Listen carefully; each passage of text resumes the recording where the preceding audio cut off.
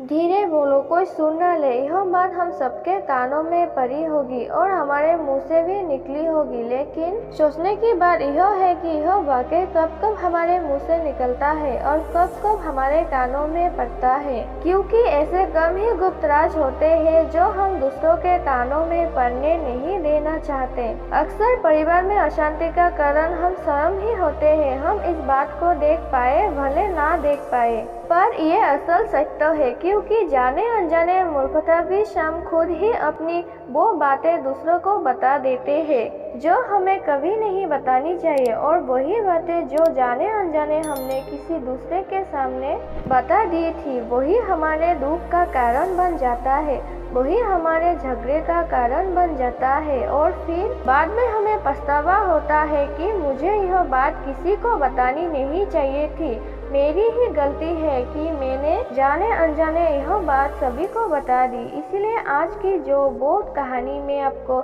सुनाने वाला हूँ, इसे सुनने के बाद आपको साथ ऐसी बातें पता चलेगी जो आपको कभी किसी को नहीं बतानी चाहिए।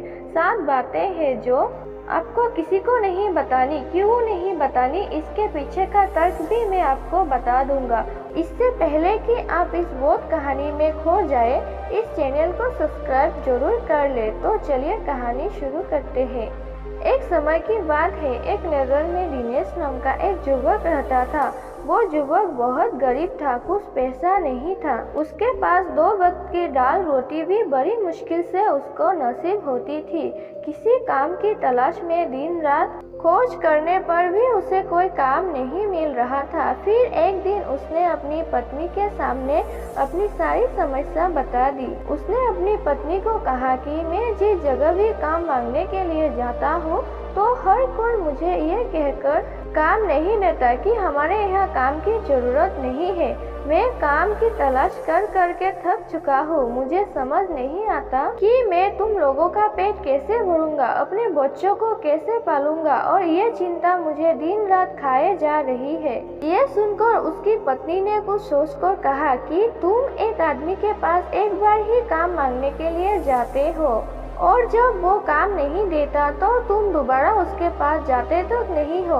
अगर तुम्हें उनसे काम लेना है तो तुम्हें हमदर्दी जतानी होगी, तुम्हें उनसे हमदर्दी हासिल करनी होगी, अपनी गरीबी दिखानी होगी, ताकि वो लोग तुम्हारी मजबूरी समझकर तुम्हें काम पर रख ले। इसलिए शर्म मत करो, उन्हें अपनी मजबूरी बताओ, अपनी गरीबी बताओ, और इसी उपाय से तुम काम कर सकते हो। यह बात दिनेश के मस्तिष्क में बैठ गई और अगले दिन काम मांगने के लिए वो सेठ के पास गया था, जहाँ पर वो पिछले दिन काम मांगने के लिए गया था।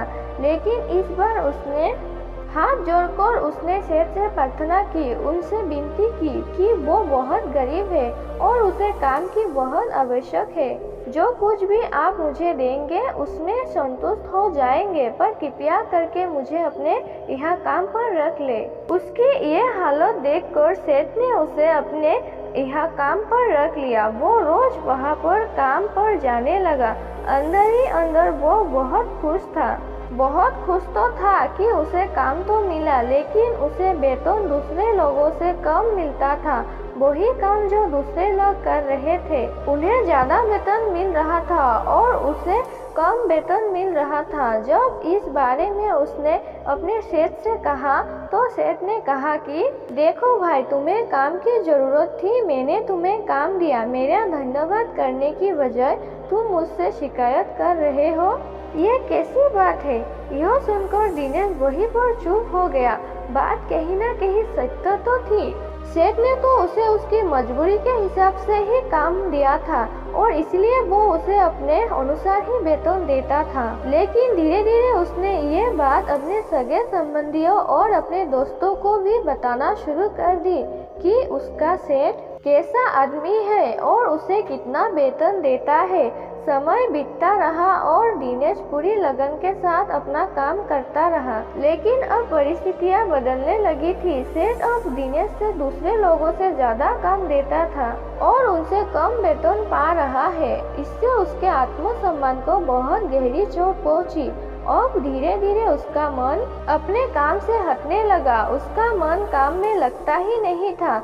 जाहिर सी बात है कि ऐसी जगह किसका मन लगेगा जहां आदमी को अपने आत्मसम्मान के साथ समझौता करना पड़े। इसलिए जल्द ही उसने अपना काम छोड़ दिया और वो घर पर आकर खाली बैठ गया। अब उसके पास घर का खर्चा चलाने के लिए भी पैसे नहीं बचे थे।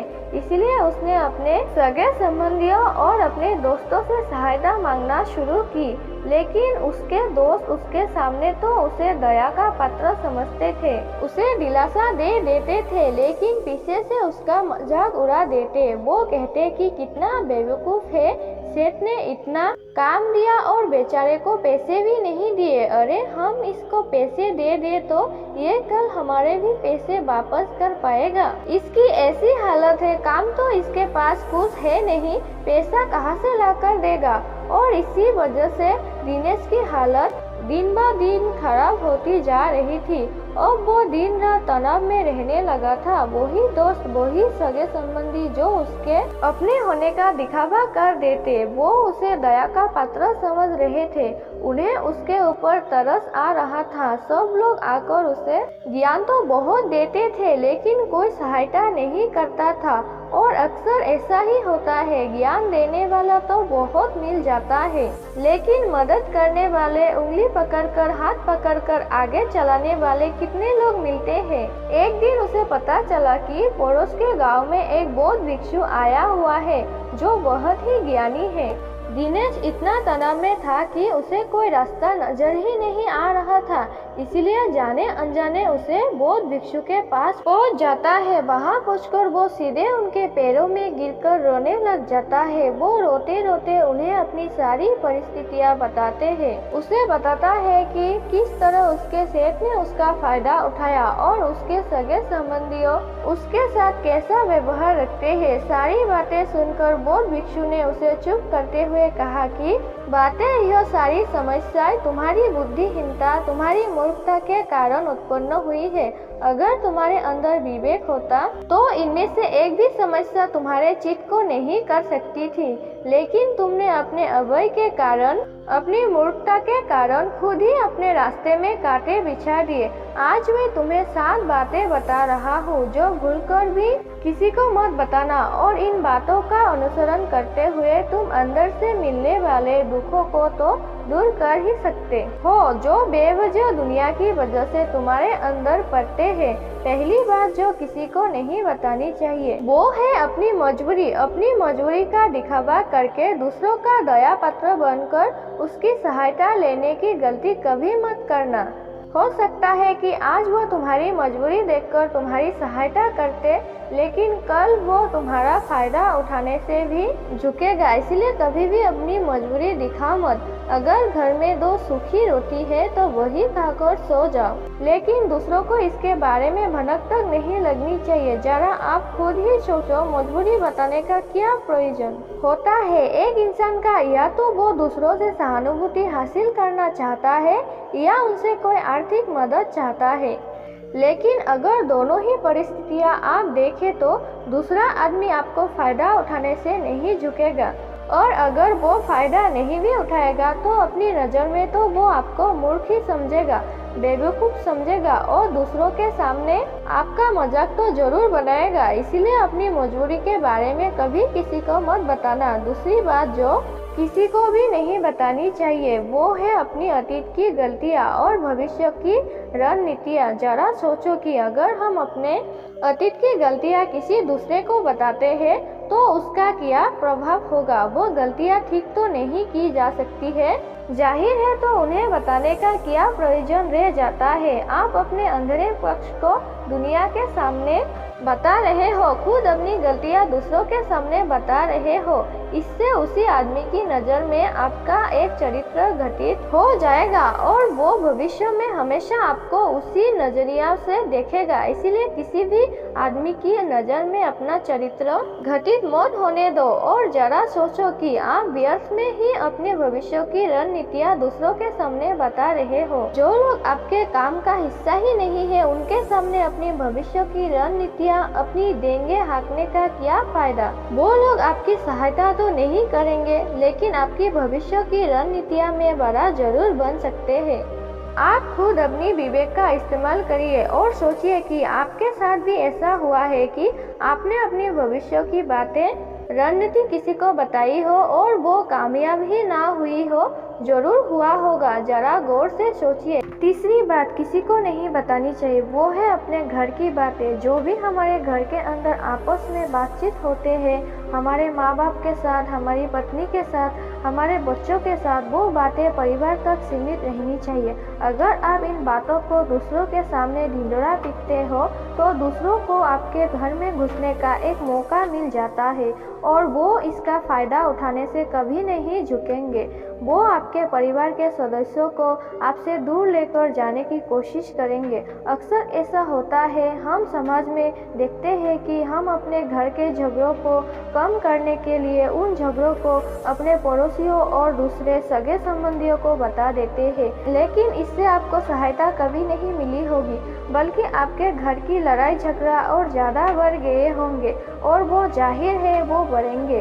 अगर आप अपने माँ बाप की बात दूसरों को बताएंगे तो आपके माँ बाप को बुरा लगेगा ही कि हमारा बेटा हमसे बताए बगैर दूसरों को यह बातें बता रहा है। इसीलिए अपने घर की बातें और अपने घर की लड़ाई झगड़ा किसी के सामने मत बताना। अगली बात जो मैं आपको बताने जा रहा हूँ, जो किसी को नहीं बतानी चाहिए, वो सुनने पर बहुत अजीब लग सकती है, लेकिन उसका सत्य भी मैं आपको एक तर्क के माध्यम से दूंगा। मैं कहता हूँ कि अपनी आमदनी किसी को मत बताना। अब अपनी आमदनी ना बताने के पीछे क्या प्रयोजन हो सकता है।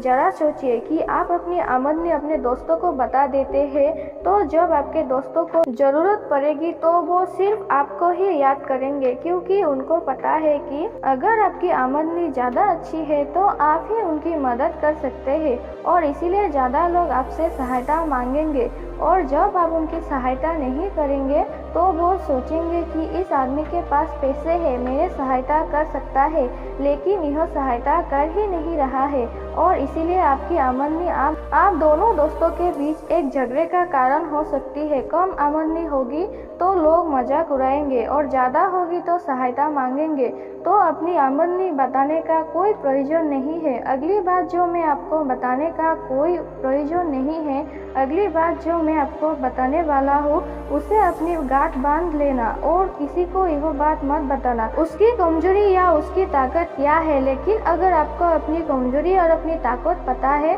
तो पहली बात कि आप बहुत ही बुद्धिमान आदमी हैं और दूसरी बात कि आपको यह बातें किसी से साझा नहीं करनी है, क्योंकि अगर आपका कमजोरी दूसरों को पता चल गई तो वो आपकी कमजोरी का फ़ायदा उठाएंगे और अगर आपकी ताकत पता चल गई तो वही ताकत आपकी कमजोरी बन जाएगी, क्योंकि वो ताकत दूसरे आदमी को पता है और वो ताकत की काट भी ढूंढ ही लेगा। अपनी कमजोरी और अपनी ताकत अपना पत्नी या अपने पति को भी नहीं बतानी चाहिए, क्योंकि इसके बाद आपको घर में उससे हमेशा दब के रहना पड़ेगा। अगली बात जो किसी को नहीं बतानी चाहिए वो है अपने मित्र और अपने शत्रु। आप अपने मित्रों के बारे में अगर दूसरे लोगों को बताएंगे तो वो आपके मित्रों के साथ अपनी घनिष्ठ बनाकर आपको धोखा दिलवा सकते हैं, गहरे मित्रों को आपसे दूर करने का प्रयास कर सकते हैं। अक्सर आम आदमी ऐसा नहीं करता, लेकिन आपके दुश्मन ऐसा करने की कोशिश कर सकते हैं। और दूसरी तरफ आपकी शत्रु का भी किसी को नहीं पता लगना चाहिए, क्योंकि आज तो आपका मित्र है, अगर कल वो आपका दुश्मन हो गया तो आपके दुश्मन के साथ ही मिलकर आपको परास्त कर सकता है, आपको धोखा दे सकता है। इसीलिए अपने सबसे अच्छे दोस्तों को भी अपने दुश्मन के बारे में कभी मत बताना। अगली और आखिरी बात कहना चाहता हूँ कि जब तुम दान करते हो तो दान के बारे में भी किसी को मत बताना, नहीं तो दान करना व्यर्थ हो जाता है, बेकार हो जाता है। जब आप अपने दान का ढिंढोरा पीटते हो तो आप यह बता रहे हो कि मैं कितना बड़ा दानी पुरुष हूँ और यह आपके अंदर एक अहंकार निर्मित करेगा। इसीलिए दान गुप्त रूप से किया जाए उतना ही अच्छा होता है, उतना ही फलदायी होता है। जब आपका बायां हाथ दान कर रहा हो तो दाएं हाथ को भी ना पता चले, कि बायां हाथ दान कर रहा है। ये 7 बातें जो बौद्ध भिक्षु ने दिनेश को बताई, इनमें संसार के सभी सिद्धांत छिपे हुए हैं। इन बातों का अनुसरण करते हुए आप अपने घर में सुख शांति बना सकते हैं और घर के झगड़े हमेशा के लिए दूर कर सकते हैं। आप इन बातों के बारे में अपने विवेक से भी सोचेंगे तो आपको यह बातें सच मालूम पड़ेंगे। और हमारा कहानी सुनने के मकसद यही है कि आपका विवेक जागृत हो, आप खुद उन बातों के बारे में सोचें जो हम आपको बता रहे हैं। तो दोस्तों, कैसी लगी कहानी कमेंट सेक्शन में ज़रूर बताना और अच्छी लगी तो इस चैनल को सब्सक्राइब जरूर कर लेना। तो मिलते हैं अगली कहानी में, तब तक के लिए अपना ख्याल रखिएगा। धन्यवाद।